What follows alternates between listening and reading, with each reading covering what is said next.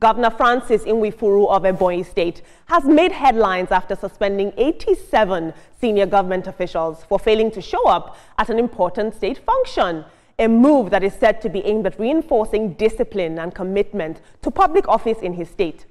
Now, the sweeping suspension sanctions, which will take effect immediately, affects 25 commissioners, 14 senior special assistants, 24 special assistants, and 22 permanent secretaries.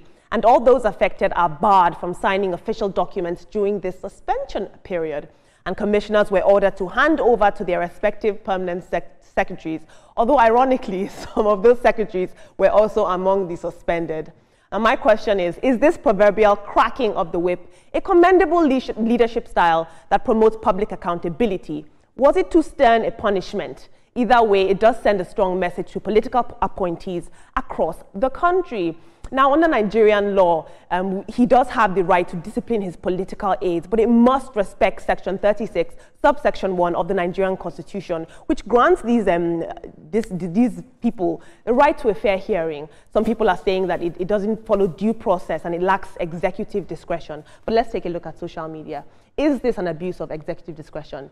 Sir Philip says, big move by Nwifuru. Suspending that many officials at once sends a clear message about discipline and accountability in his administration.